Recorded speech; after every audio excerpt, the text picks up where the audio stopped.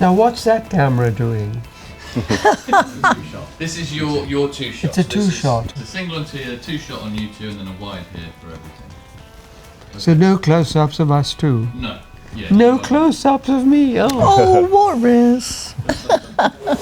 Welcome back to the Whoniverse Show. Coming up this month. In 1963, he directed the very first episode of Doctor Who. The legendary director Waris Hussein joins us in the studio.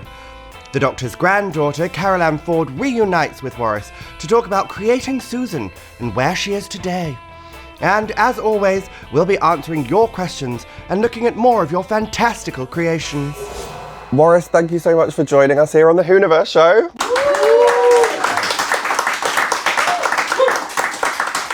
A well-deserved round of applause. It is an honour to have you here today. In 1963, you were part of the team that brought Doctor Who to life, and it was here in Television Centre where you met producer Verity Lambert. Is that right? Yes, that was where we created the show, but not quite, because everyone forgets that we actually did the show in very limited circumstances in Studio D, Lime Grove, which is way down the road. What do you remember about those early meetings with Verity? When I was first allotted the show, I was very anxious to make it work. I did not know how it would go. I remember going to Verity with the script saying, what do I do with this? Because it was a tough one. And she said, you're going to have to make it work, Waris. That's how we spoke. And she was an amazing person to deal with. She was the first female producer in drama that I know of in television. And I was the very first director of the kind of show we were doing. I feel like that's an iconic team, sort of like pairing up to create this show. Have you met Russell T Davies? Yeah. I have met Russell. I admired the way he worked. Well, interesting that we mentioned Russell, because we actually have a question from him over here. Take a look just down here. Hello Waris, it's Russell here, Russell T, and I've got a question I've always wanted to ask you in person but never have, which is, what was it like on that very first rehearsal day? The rehearsal day, not the meetings beforehand. You've met them all, you cast them all, you talked to them, but actually when you got into the rehearsal room with those scripts in your hand, and there's William Hartnell, William Russell, Jacqueline Hill and Carole Ann Ford, what were they like? Were there nerves? Was there status? Was there jockeying for position? Was there excitement? Actually, you and them alone together at last, what was that like day one? I'd love to know. Well, thank you for the question, Russell. But the fact is, I was being tested because I know that I was not the first choice. Another director had walked off the show before me, so I had to prove myself. I was challenged by someone like William Hartnell, who belonged to the old school of thought. I mean, he didn't quite know what to make of me. I remember on our first day in rehearsals, we had all the floor plans taped out in the rehearsal round in yellow tape. And when I said, I'd like you to move from here to there, he said, oh, Waris, I don't think I want to do that. I want to move over there. So he was testing me because he knew I'd already planned my shot. So I had to have an answer for that. I said, William, if you move over there, I won't be able to cover you with the camera. And when he knew he wouldn't be on camera, he said, oh, okay, well, where do you want me to go? It was a test, which I think I passed. What he was trying to do was find out whether I knew what I was doing. Thank you for asking me what I felt, but I was deeply nervous. I think sometimes like that kind of nervousness is what sort of drives you and carries you forward. You mentioned before that Verity was the only female sort of drama producer at that time, and you also had Sydney Newman involved, who was Canadian. You've described the three of you as outsiders. Yes. Do you think that contributed to what made Doctor Who such a unique programme? I had to prove myself, and at the time I was very conscious of being the only ethnic drama director I could think of who was directing a whole crew of what I thought was a all-white crew. And I felt acutely conscious of the fact that if I tripped over a cable and defaulted, that there'd be criticism on their part. I had to prove myself. I regarded Verity and Sydney and myself, she being a female producer, the first in drama that I could think of, Sydney being a Canadian, me being a South Asian, three musketeers, outsiders, but we had to get together to do something and face the odds. Speaking of people who forge paths, we actually have the first black actor to play the Doctor, Joe Martin, the fugitive Doctor, has a question for you. Hello, sir. What was your favourite scene to film on Doctor Who with William Hartnell? I don't really have a favourite scene, but I remember directing William Hartnell in a way that we had to deal with each other and trust each other. And I liked working with him especially when he, as an old curmudgeonly man, forgot his lines and would make things up. And I would have to nurse him through what we were doing. And we'd do it with a sense of occasion and humour. I liked William for that reason, because his initial reaction to me was one of apprehension. Who is this kid and what's he going to do with me? And once he trusted me, we became companions. Obviously, being a sort of person of colour in a predominantly white industry, do you feel like there was, you said, that additional pressure to sort of prove yourself, but also, I guess with that, there's a level of feeling responsibility to sort of prove it on behalf of other people? Well, I was working with people as a team, and that's very important. The television centre was like a cocoon. We worked within the framework of this building. Talking about being a person of colour, I was more conscious of it in the outer world, where I'm sitting on a tube, coming to work, white city, getting off, and I'm surrounded by people who are not of my background. Once I came into here, it was a fortress, it protected me. Yeah. I felt very strongly a part of that landscape. That's really lovely to hear. And it's progressed so much that now I can sit here as a 6'5" half Nigerian man in a wig and have a conversation with you. How was the filming process at the time? I think it was quite different from how Doctor Who is shot today. We were working with multiple cameras simultaneously, say 4 cameras at a time, each with attached to a cable. And I like to have a lot of camera movement, going from right to left, or what we call crabbing from right to left, or tracking forward. It's being shot simultaneously at the time you're seeing the image. And that is what we did with Doctor Who. And I'm sitting in a control room, seeing each image simultaneously, separately. And the vision mixer next to me would be going from one image to the other, to the image that I'd specified. Close-ups or group shots, all done simultaneously, not afterwards. Wow. In filming today, you take a shot and it's edited afterwards. Yeah. So it was like directing a play? Yes, like but a live production? A live production, but without any breaks. Maybe we need to do that with an episode of the Whoniverse Show. Fully live, you can direct. Can we talk a little bit about An Adventure in Space and Time, which was absolutely wonderful. Mark Gatiss wrote An Adventure in Space and Time, depicting the early days of Doctor Who. Your character is played by none other than Sasha Dhawan. How did you help Sasha prepare for that role of playing you? Well, I found it very strange that somebody should be impersonating me. And Sasha came to my house, and he's from Manchester, and he had a Mancunian accent, very North Country. And I said, Sasha, listen to the way I talk. I don't talk like you, so if you're going to play me, you're going to have to revoice yourself or imitate whatever you're doing. Being a diligent actor, came and recorded me talking, and he went and practiced. And I have to say he did a brilliant job. What was the sort of casting process like at that time? Was it that you spotted people in other things and brought them in? I was constantly watching other shows, and I'd mark down and say, oh, that person looks as if he's right for it. A lot of directors don't do that. They depend on their casting directors. But I don't do that. I work with watching. That's my secret. Oh my God, I love that. I better make a good impression then. We've spoken a lot about sort of your time with Doctor Who, but let's talk a little bit about the future of Doctor Who. And we actually have a question from Juno Dawson, who is one of the writers from the modern series of Doctor Who. Hi, Waris. I'm Juno Dawson. It's good to meet you. Big fan.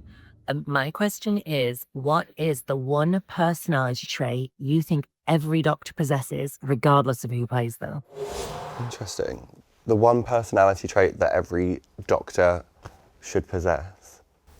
Well, there's certain Doctors that I really like. I thought people who gave it their individuality were people like David Tennant. Love. I like the lack of predictability, the unpredictable quality.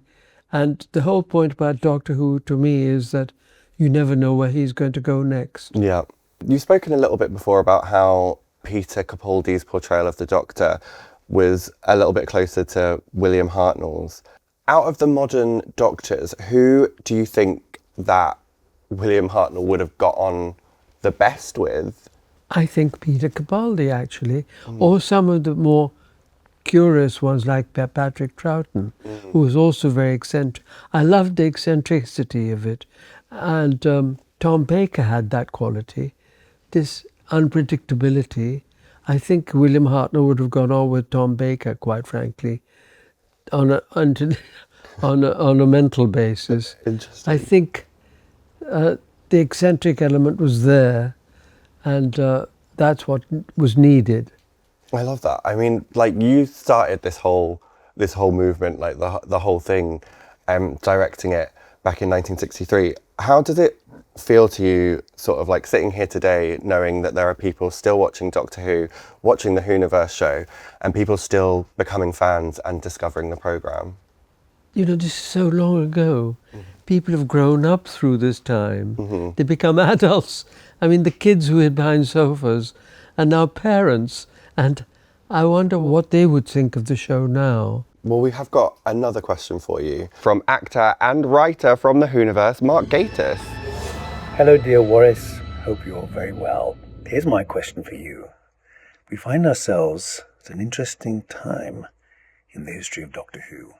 If you were starting from the beginning again, how would you start Doctor Who?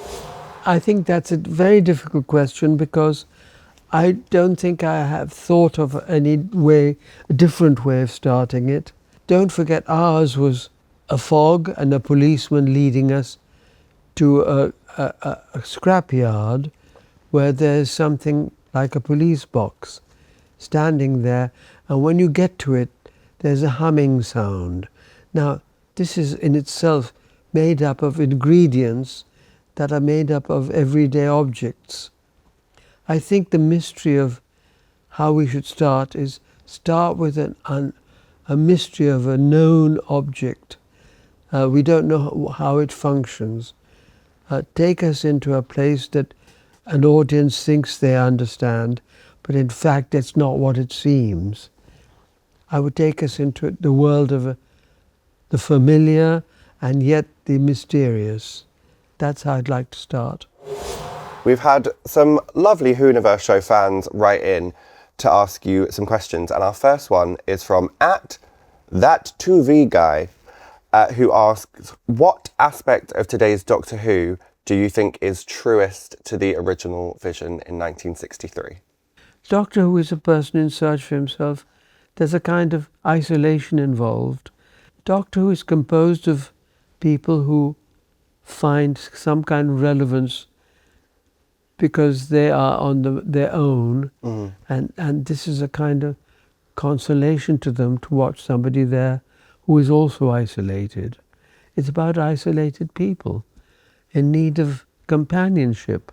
Would you say like outsiders in a way, sort of coming together? Absolutely. And I speak as a sort of secret outsider myself. I have another question from @90s Doctor Who. What was your favourite moment when working with William Hartnell? One of the favourite moments was when he came and asked me certain questions as to how he should play a part. For an actor of his caliber to ask me basically what I consider was for help, was what I considered a part of our companionship and our communication. For instance, he'd forget a line and make believe and do things that, and play it as a befuddled old man, and he'd play the fact that he'd forgotten his lines. And I'd go and say, William, that didn't work, did it? And he said, you're right, it didn't. But I was trying to make it up, Waris, because I couldn't remember what I was supposed to say. That's how we used to work together, as a companion, basically. I've inventively called this segment An Other Adventure in Space and Time. I know, creativity off the charts. I'm going to ask you a series of questions to help determine the perfect episode for you to direct. So the first question is, would you rather direct an episode set in the past or in the future? I love history, so I would like to set it in the past. And I've got a thing about ancient Rome. Oh. I would like to set it in the time of Nero, who was a horrifying dictator, but he had the control of people's lives and they're all terrified of him. Now, Henry VIII was somewhat like that. I could go back into, I loved Henry VIII's time because of the costumes. Do you have a favourite wife of Henry VIII? Yes, I do. Anne Boleyn. Me too. Love that. It's all right. You don't have to do any casting. I'll play Anne. I've got it covered. Which Doctor would you want for this story? Would you stick with William Hartnell or would you go for a modern Doctor like Peter Capaldi? I'd go for Peter Capaldi. Ooh. Because I like Peter's eccentricity. I'm not sure what he's going to do next. And I love the way he delivers. Yeah, I like the unpredictability. Okay, I love this. Which companion should we have with Peter Capaldi? Would we have like Susan paired up with Peter as like a reunion moment, or maybe someone like Sarah Jane Smith? I think what he needs is it should be a young woman because she's supposed to learn from what she's watching and seeing. And she should be sharp and intelligent, but she should be somebody who needs to learn. And Peter Capaldi looked like the character who could teach. I mean, maybe, I'm seeing the story come to life. Maybe the companion is Anne Boleyn. Anne Boleyn? Yeah, maybe she avoids her beheading and gets in the TARDIS. Okay, which sort of celebrity or actor would you have in the piece, either making a cameo or playing Henry VIII himself? Who would you want to cast in it? As Henry VIII, he's got to be substantial physically without needing to be padded up much. He should boom and you should walk into a room and you should feel his presence. I feel like you just described Brian Blessed, that's what I heard. Brian Blessed, excellent. Yes, I've worked with Brian. We're making a good team, I love this. What did you work with Brian on? On Henry VIII. Oh, okay, this is all coming together. Do you think we need an extra sort of villain in the piece? Maybe the Weeping Angels? Yes. Or maybe a Dalek, why not? I love the Weeping Angels. I love the ideas of them coming to life, slowly. And the expressions on their faces were frightening because they were weeping and they were villains, and yet you felt sorry for them. Let me see if I've got this right. We're travelling back to the past. Peter Capaldi's in the TARDIS. He's going back to Henry VIII's time, possibly to rescue Anne Boleyn, who can say, because there's going to be a cliffhanger, so we don't know exactly how it's going to resolve. There will be Weeping Angels involved somehow. And, oh, maybe Brian Blessed is playing Henry VIII.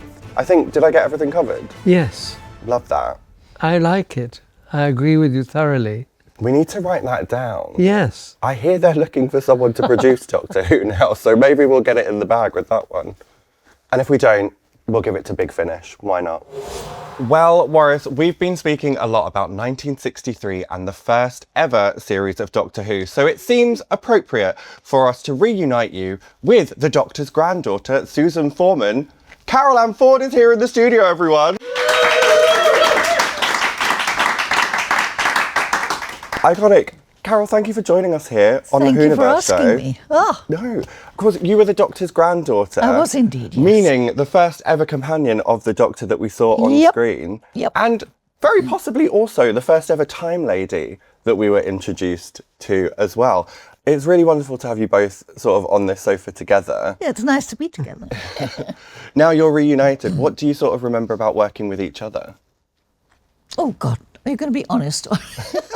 Well, I can't remember anything very dramatic. Can you? Oh, I'm totally unmemorable. I mean, we didn't have a huge confrontation on set. No. We just kept going with what we had to do, and sometimes we'd say, "How In the other hell? words, we were How bloody do we do professional." this?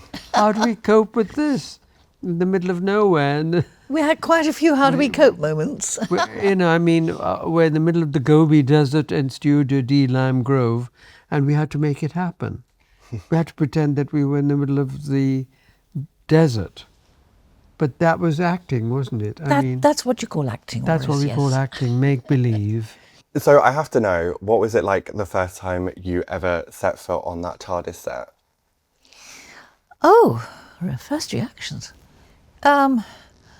This is going to be something else, isn't it? I can't imagine what yet, but I'm excited to see what's coming. And how do you find that the original TARDIS set compares to the most recent TARDIS set? Chalk and cheese. No comparison at all, really. I can tell you about the origins of it, by the way. Please. We got a very late version of what happened on camera, and we were close to camera time, and the production designer didn't want to design it. He was very upset with this. He said, "I have no idea what I'm doing." And then we were presented with these flats in different shapes with circles, which became the iconic images of the TARDIS interior. He literally threw them at us. And here you are, he said, "Make do with what I've got."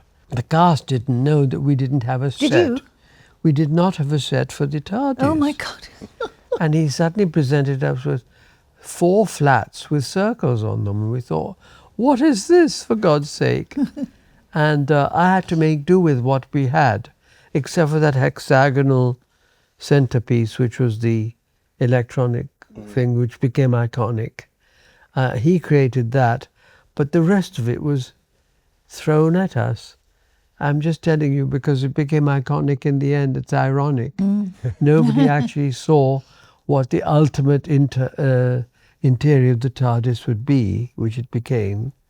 When I walked onto the set in Cardiff, Peter Capaldi showed me the new TARDIS interior, and I said, "Oh my God, we're back in Hollywood." Yes. What do you both remember about working with William Hartnell? Well, contrary to what a lot of people say, I found him divine. We got on terribly well. Yeah, I love that. yeah, really. And you can actually see a replica of his original costume behind you at the moment. Oh, yeah, a bit taller than him. Was he not that tall? No, he wasn't. A petite young gentleman. What do you remember about sort of working with William Russell and Jacqueline Hill? Core. And well, Russell, yes, well, core for William Russell and for Jackie. Wait, are you implying that William Russell was a dish. handsome chap? A very handsome chap, no doubt. Nobody could doubt that. Waris, do you agree? I agree. I do too, honestly. How was it working as a sort of group together on set? Oh, like family. You know, we just got on terribly well.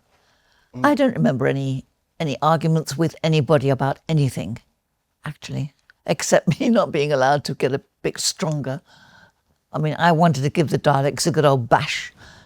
Sidney decided he wanted her to be a 60s girl. A boring girl. Well, I mean, in those days, dolly girls were dominating the scene from the King's Road. I certainly wasn't a dolly girl. And she wasn't a dolly girl in the King's Road in Chelsea. No. Now, here's the thing. I think he wanted her to be one of those, and you turned out not to be, which I think is good. Because when I first saw you, I said, Mind you, I did rather envy the, I mean, you weren't... the boots and the miniskirts that came later on. Yeah, miniskirts and things. You weren't a dolly girl. No. And that's what made you unusual for Susan. Ah. These things are meant to happen in my philosophy. You know, it was meant that I saw you and I said, look at that girl on the monitor. How about her for the part of Susan? Mm. And they were auditioning also dolly girls. Forget it. Carole Ann Ford turns up. Thank you. No, don't thank me, darling. I just saw you. I was watching the monitor and I saw Carole being very casual, not acting or doing anything, just wandering around the set, exploring the set she was going to shoot on. Because we were all self-contained at Television Centre, my offices were above the studios, and I could call Verity in her office and say, Verity, come and have a look at this girl. So Verity came from her office and looked at the monitor and saw Carole Ann Ford and said, let's see what we can do. And of course we did. And that's what happened. That's why Carole's sitting next to me. Wow. I've never heard this before. This is news to me. Did you not know that that's how it happened? No. Wow. Not like this. I thought I told it. The actual physicality of it, but not the emotional aspect of it, you know. One of the things that the fans have always wondered is in that unaired pilot where Susan was a little bit more sort of mysterious and alien, there's a point where she flicks paint onto a piece of paper and draws a hexagon. I think that must have been your suggestion because yes, it was. Because I wouldn't have done that. Not because it was wrong, but I wouldn't have thought of it. No, it was meant to be a strange thing to do. People are always asking me what was behind it. Yeah, I don't know. Tell me. Well, there what was behind it? There wasn't much. I mean, you can't really explain those things. No. So anyway, a momentary lapse of something. But Sidney Newman, who called the shots, said to me, "Look, this girl is far too unusual. I want her to be identifiable." He kept calling me weird, didn't he? Yes. Well, that's okay. I'll take weird. Her to be identifiable with the audience. Mm. I mean, I've been examining the creation of this show and how it happened. And they were planning it way ahead of the time you and I got involved. They were trying to think of ways of how they would educate kids by entertaining them. Mm. And that was what the theory of Doctor Who was about. Marco Polo is an example of that. The Marco Polo episode is sadly missing entirely from the BBC archive. Exactly. Very sad. So what do you remember about that episode? Well, it was so atmospheric, wasn't it? Atmospheric. Mm. Creating sandstorms in Studio D Lime They were Road. Brilliant. Between them and the costume department, what they created was something extraordinary. And it didn't bow to the fact that we were going out black and white. I mean, they really had tremendous research and the colours of these costumes. I mean, it's a major shame that we never saw the colour system involved in the creation of China in those days. Why didn't they give us colour? It was gorgeous. The sets were fabulous. One thing that Susan said to Ian and Barbara in that series was that living in the 20th century had been some of the happiest times of her life. Yes. What do you think it was about the character that loved that era so much? Well, she had companions of her own age. Yeah. And this was the only time, as far as I can understand from what we did in her travels, that she actually had companions of her own age. Mm. If you could sort of like add an extra scene or an extra episode even to that first series of Doctor Who, what do you think you would... Well, she was a solitary character. She had no friends. Oh, you had no friends.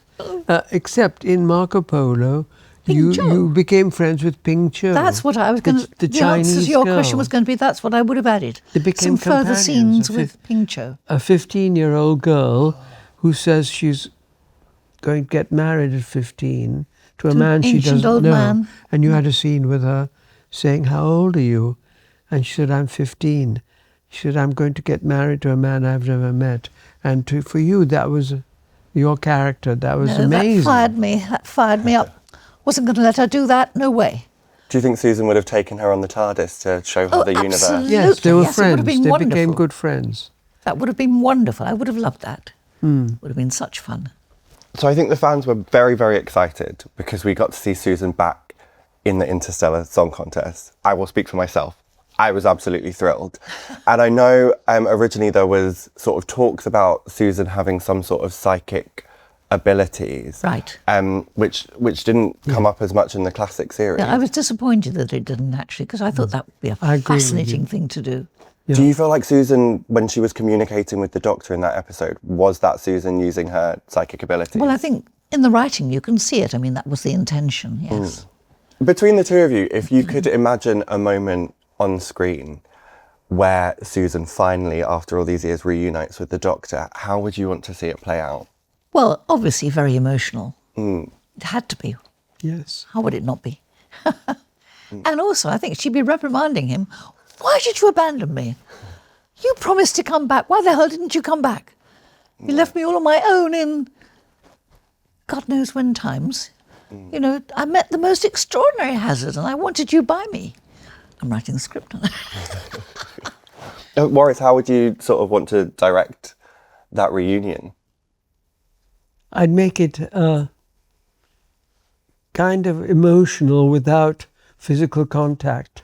I think they wouldn't be hugging each other. No. They'd be standing and looking at each other and saying, Bursting into tears. "Yeah, why did you do this?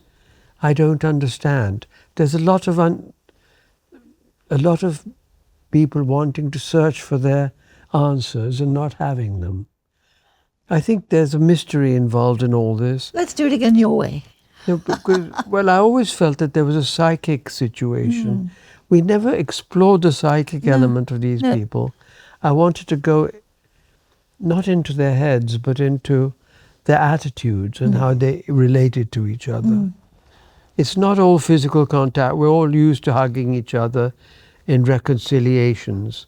But I don't think that's the answer. Do you? No, it's another kind of contact altogether. Yes. I feel like we've spoken quite a lot about the history of Doctor Who, but I believe you're writing a biography about the history of you. My biography starts actually with the second chance I had to do Doctor Who, because the first time would have been a disaster for which I would have been fired if Sidney Newman hadn't had faith in me. And the second chance is what you saw. So the initial episode of Doctor Who went out and it became a hit.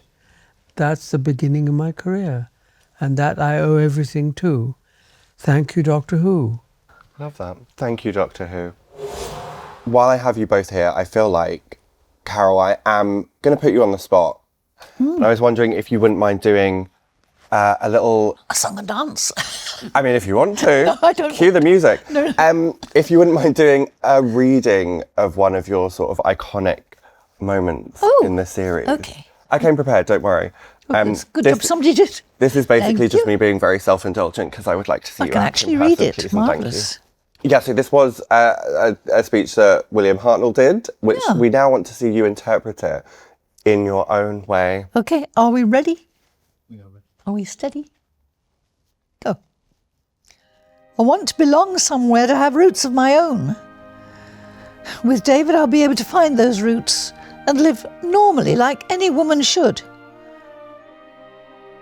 Believe me, my future life with David and not with a silly old buffer like you. I don't think she'd call him a silly old buffer. Believe me, my future life with David should be different to the one I've got now. One day I will come back. Yes, I will come back. Until then, there must be no regrets, no tears, no anxieties. Just go forward in our beliefs, and I'll try and prove to you that I'm not mistaken in mine. Goodbye, grandfather. Goodbye.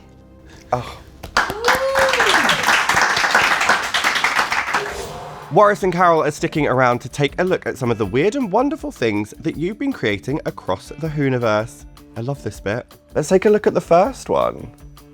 Now, this is from Miranda L. the artist, who wrote, "Happy birthday to Carole Ann Ford, the actress who plays Susan Foreman in Doctor Who. I hope we get to see more of her in the future." I think that's gorgeous. Oh, she's painted the whole thing. That's The whole thing. fantastic. Yeah. That What is do you mean amazing. She painted it with what? Acrylics? No. Maybe it's watercolour. It's amazing. Yeah, it's very It good. is gorgeous. It's so good you thought it was a photograph. Yes, I thought it was a photo. Well done, Miranda. Yes, well done, Miranda. And you're Very wearing well the iconic done. hat as well. Yes. Which we love. My favourite hat. Let's take a look at the second one. Ooh. Now this is from Crafty is Cool. I've got one of those. It's a knitted me, isn't it? It is a knitted you. Yes. Crafty is Cool's written, Susan Foreman was Doctor Who's granddaughter and first companion. And I believe this is crocheted, maybe? Is it crocheted? I thought it was knitted. I'll tell you, for I have no idea what the difference between knitting and crochet is, so you're a better judge than I am. I think it is, I'm going to say crochet because it sounds fancier. Let's take a look at the third one. Oh, that's a photo, surely. No, this No? is, I think this is pencil. Really? Interesting, the That's same extraordinary. pose Yeah, as the other one with the Yeah. statue, yeah. with the head. That is extraordinary. An iconic sort of Susan moment. This is by Nata Lara Does Art, who wrote, Susan is one of my favourite Doctor Who characters, and I would give my left arm to see her childhood on Gallifrey. Huh, There you are. so would Susan. I. Little backstory. I think that is absolutely stunning. Let's take a look at the next one. Oh, that's got to be. Now that's I excellent. can't believe that that's a pen That's a pen and or a drawing. It is a drawing. it is a drawing. Using what? It looks to me pencil adjacent or maybe charcoal-ish. Pencil adjacent. What does that mean? It means could be pencil, but I don't know Oh. because I don't have the information. So I'm should remember hedging my that. bets. I think that's an excellent work of art. And he's managed to get the character as well. Yes, I think that's the best one so far I've seen of him. Well, this is by nightmagic191_art, who wrote, I am the Doctor, first portrait of a long sequence, first Doctor played by the late William Hartnell. And I think we all agree that's absolutely that's a fantastic. beauty. Excellent. Yeah, Well done. incredible. Don't forget to keep sending in your fan art so we can enjoy it. Thank you so much for joining us here at the Whoniverse Show. Round of applause, everyone. Thank you. Two icons of the Whoniverse. Coming up in Whoniverse news, the Circuit Breaker story arc continues alongside the upcoming release of The Kaleidoscope, written by the fugitive Doctor Jo Martin herself. The Kaleidoscope promises to reveal more secrets from the Doctor's past as she travels to Jamaica, comes face to face with one of her most unforgettable enemies, the Silence, and features the moment in which the fugitive Doctor is first presented with a device known as the Sonic Screwdriver. This very one, in fact. And look, it lights up. If you'd like to catch up on the rest of Circuit Breaker, including the recently released short story The Doctor and the Three Witches, visit the Doctor Who website for more information. And Battles in Time gets another release this month with the second Doctor set.